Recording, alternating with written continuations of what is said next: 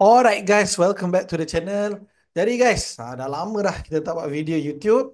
So video hari ni kita nak buat sangat-sangat special, terutamanya untuk para traders, momentum traders to be specific. Sebab apa yang kita nak share hari ni adalah setup padu breakout. Okay, jadi ni memang favorite lah topik untuk trader-trader ni. Okay, pedagang-pedagang bursa saham Malaysia ni.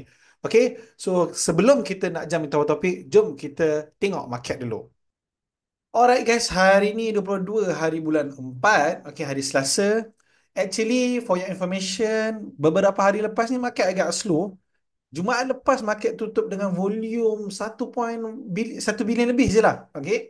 Sangat-sangat rendah lah. Selalu average pun mungkin 2.5, you know. 3 plus tu consider lebih above average lah. But Jumaat lepas 1 bilion lebih je. So semalam pun market slow. Pagi ni pun kita tengok market slow. Okay. So okay, secara overallnya beberapa hari lepas ni agak slow lah. So hopefully lah kan, hopefully beberapa hari akan datang ni market lebih aktif lah. Okay, so itu kita tak tahu. Okay, so regardless of market naik ke, market boom ke, market jatuh ke, market sideways ke, kita nak try. Kita sebagai trader, obviously kita nak try juga cari peluang dan setup apa kita boleh buat revision, okay, untuk kita nak trade. So takkanlah market hijau sahaja kita nak trade. Kan? Boleh, tak salah. Tapi mungkin market merah, market sideways pun ada peluang juga. Okay, so tak nak melengahkan masa. Jom kita tengok setup padu breakout.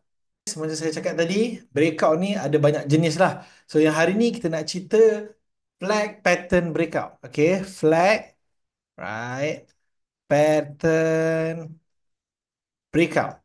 Okay, so first kali you kena tahu bentuk dia macam mana. So bila kita sebut flag, pastilah dia kena ada bendera. Jadi bendera dia ni bukan bendera macam bendera Malaysia tu, tapi bendera macam dekat corner kick, padang bola tu kan. So bentuk dia macam ni. Jadi dekat mana munculnya flag pattern ni? Okay, normally dia akan muncul after spike berlaku lah. So bila saham spike, pump, okay, kita tak nak beli, okay, kita nak tunggu dia jatuh dulu. Jadi time dia tengah jatuh-jatuh ni, kita nak buat satu support. Ni kita akan tunjuk nanti kejap lagi macam mana nak buat support apa semua tu. And then kita nak buat some sort of downtrend line lah kan. Ah, Jadi dekat mana nak entry untuk flat pattern ni? Bila dia breakout je flat ni. So the moment dia breakout je, kita buy dekat sini. Okay. So recap balik. First kali you kena tahu, you kena nampak bentuk flag tu. Baik, kita akan tunjuk contoh, jangan risau. Okay. But dia akan muncul selepas spike berlaku. Boom. Kan? Boom. Okay. Contoh boom. Alright. Kita tak nak beli. Time dia tengah boom, boom, boom, boom ni. Kita nak tunggu dia jatuh. Ada bentuk potential flat pattern breakout. Okay. So kita buat satu support. Right. And then kita buat some sort of downtrend line kat sini. Nampak tak yang ni? Yang dilanggar ni tadi kan. Macam tu. Okay. So kita nak beli once the breakout flag tadi tu. Okay, sangat-sangat simple. Last recap, spike berlaku, tunggu jatuh. Okay, buat satu support area sini, buat satu downtrend line area sini. So the moment pecah aja downtrend line ni, make sure bagi kena lah. Okay, kan? Make sure bagi kena. Right, contoh. Okay, so the moment dia pecah je downtrend line ni, kita buy. Okay. Alright, kita nak ambil contoh di counter side park. Okay, so untuk flat pattern breakout ni, first benda yang penting adalah is imagination you. Okay, mata you kena nampak. Maksudnya you tengok chart tu, nampak tak ada bentuk flat pattern. So kalau you tak nampak tu, dia agak susah lah. Okay, so cuba you guys tengok. Saya bagi you guys masa 5 saat untuk you guys tengok. Ada tak nampak flag pattern punya setup tadi? 1, 2, 3, 4, 5. Okay, ada. Okay, tahniah siapa yang nampak. Jadi kita boleh nampak dekat sini macam saya cakap tadi, untuk flat pattern breakout ni, dia ada spike berlaku. Nampak? Okay, dia ada spike berlaku. Okay, kita tak nak beli terus time dia spike ni, kita nak tunggu dia jatuh. Okay, tadi yang saya cakap ada support tu, nampak tak dekat sini? Ni kita kena pandai-pandai carilah support dia. Okay, let's say kita ambil dekat sini. Alternate H. Okay, so the moment kita nampak ada spike je and then dia dah start jatuh. So let's say lah kita buat replay. Okay, bentuk dia akan jadi macam ni lah contoh. So bayangkan bila kita buat kajian tu bentuk dia macam ni. Nampak tak? Spike, and then dah start jatuh. So the moment kita nampak je benda ni, kita buat support, cari je support, and then kita buat macam downtrend line macam tu. Buat je. Okay, okay, let's say lah kita buat macam ni. Buat je macam tu. Okay, bagi je yang ujung-ujung tu kena line tu lah.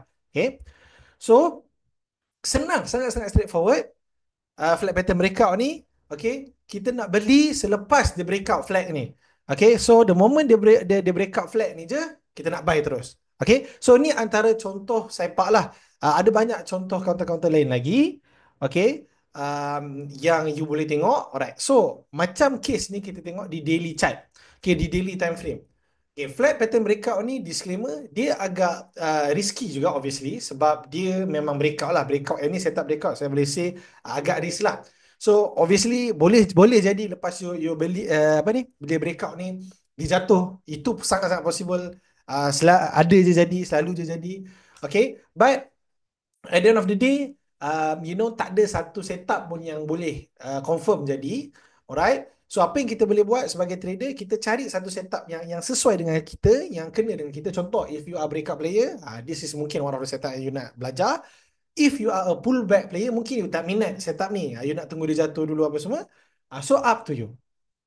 Alright guys, weekend ni kepada yang belum join lagi kelas Momentum Trading Online, okay, yang kita akan share setup breakout, kita akan share intraday pattern, kita akan share cara scalping counter-counter baru IPO, okay, dan trailing stop juga macam mana nak layan profit ketika kita tengah buat Momentum Trading ni.